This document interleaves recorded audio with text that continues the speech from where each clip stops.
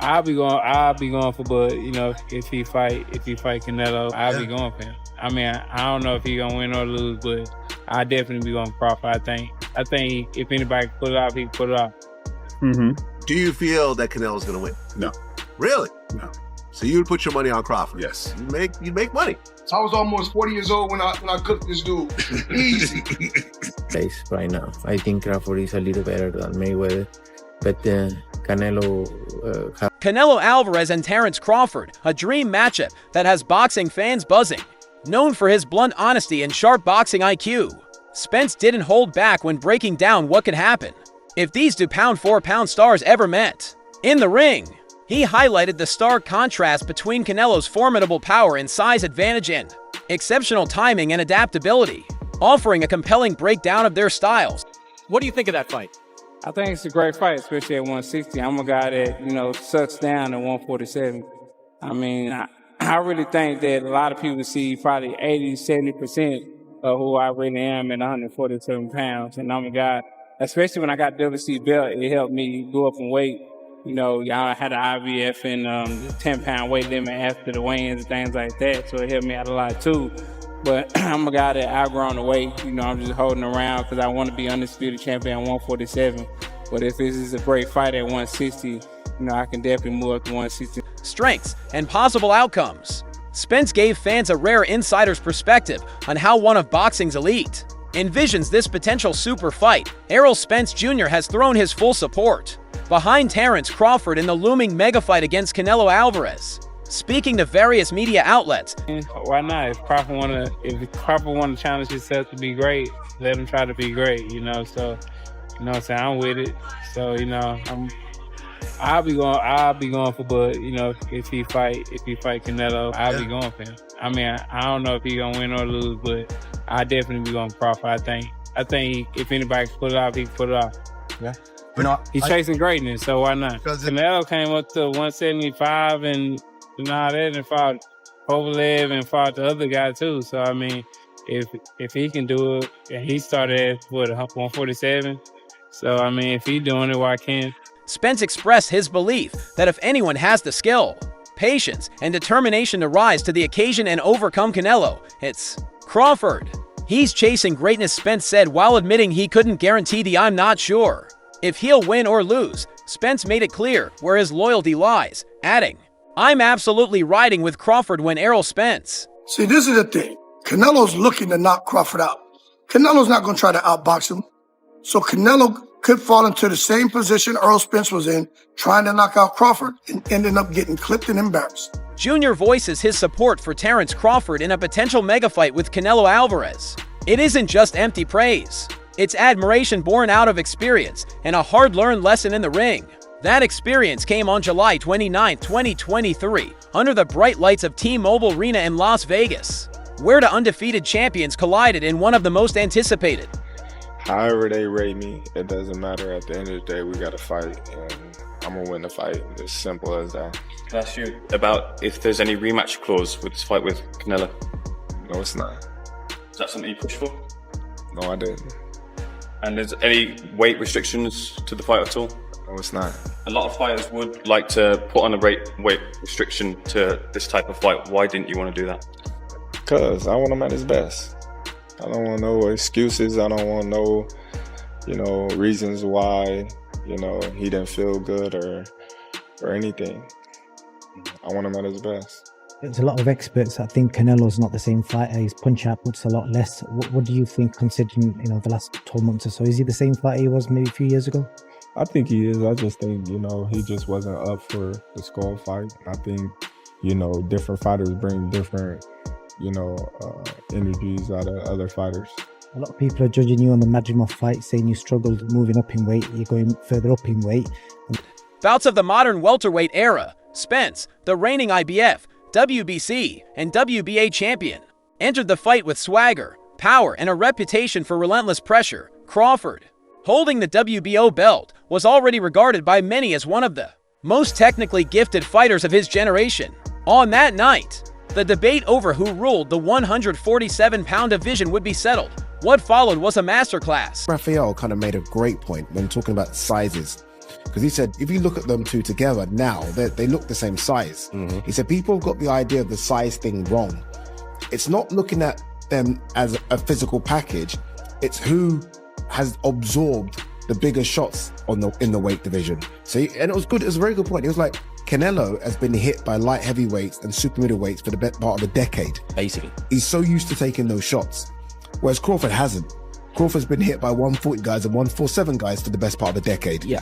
What's Crawford going to be like? So basically, trying to say, Canelo could easily absorb Crawford shots. Can Crawford easily absorb Canelo's punches? If you're taking shots from Triple G, Sergey Kovalev, and Dmitry Bivol, and you're staying on your feet, not getting hurt, not even getting wobbled, just literally shaking it off, you can take Terence Crawford shots.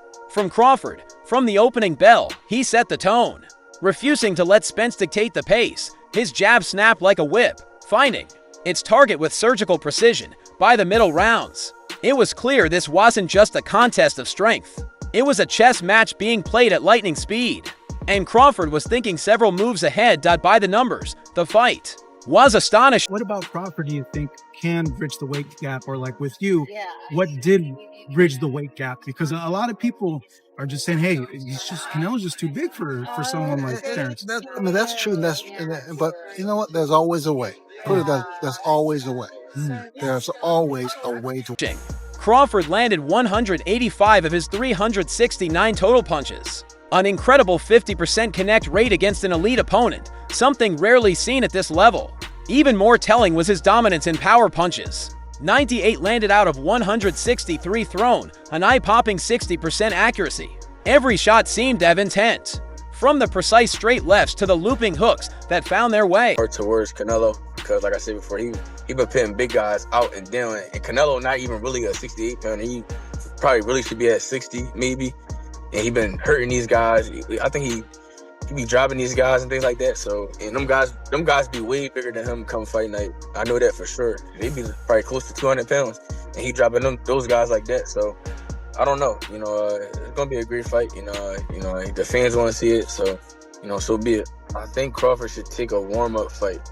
At like 60 or like at least at 60, just to get his body, to fill into somebody a little bit bigger, and things like that. I know when you go up a weight, you gotta, develop that power and not develop the power, but like put that muscle on and be heavier and things like that. So he might not want to take a fight because he's trying to build up right now. But I think he should, just to stay sharp and that way he don't have like a long layoff. Around Spence's high guard. In contrast, Spence struggled to find his rhythm. He landed just 96 of 480 punches, a meager 20% connect rate for a fighter known for volume and pressure. Those numbers told the story of a man who simply couldn't figure out the puzzle in front of him. Observers, from casual fans to seasoned analysts. Like, what are the differences between them? Canelo's strong and he's easily hit. Very easily hit, very easily. Compared to when I fought against Crawford, I couldn't hit clean. They both hit hard because, and you can see the strength when I was fighting against Crawford. He is very strong as well. So, look, yeah, but why does he need to give that much away? He's pound for pound #1 in the world. Why does he have to go for fighting Canelo? I think that Crawford could beat him because Crawford is a big 147 fighter and is strong as well, which a lot of people don't give him the credit for. I think that fight, if it does happen, as long as Crawford stays away and just boxes and be smart, he can win that fight. Notice the same thing. Spence's technical flaws were being exposed on Reddit. Boxing forums lit up with commentary about his stance and defensive positioning. His head is always over his front foot, one user noted, pointing out how that made him vulnerable to counters. Crawford's sharp timing and switch hitting ability, seamlessly alternating between orthodox and southpaw, exploited that weakness over and over. By the 9th round, Crawford is going to fight Canelo because even if I have some doubts and misgivings about the size matchup, it is two action fighters who like to fight aggressively at times, not all the times, going against each other, and we'll see who can open the other person's tuna can, so to speak. The accumulation of punishment was evident. Spence's face showed the marks of battle, swelling, redness, and the kind of fatigue that seeps in when every movement is met with precise resistance. Crawford Sensing the moment, stepped on the gas. A flurry of clean shots forced the referee to step in, waving off the fight. It was over. In that moment, Crawford made history. He became the first man in the four-belt era to claim undisputed championships in the weight classes, having previously done so at 140. Everyone wants, but you have that or you don't have that ingredient. I think he has it. Canelo's really good. He's tremendous. But could he be a tiny bit overrated? The greatness is within Crawford. It's in his desire, it's in his mind, it's in his makeup. Pounds, and the first to unify the welterweight division since He's sanctioning bodies adopted the four title system. The performance was so commanding that it left no doubt about his place atop the pound-for-pound rankings for Spence. The loss was crushing, but it was also clarifying. He had shared the ring with the generational talent and experienced firsthand the qualities that make Crawford special: blinding quickness, adaptability, precision, and a calmness under fire that only the greats possess. In hindsight, his respect makes perfect sense. When Spence says Crawford can beat Canelo Alvarez, it isn't just a prediction. It's the voice of a man who knows exactly how hard it is to solve Crawford's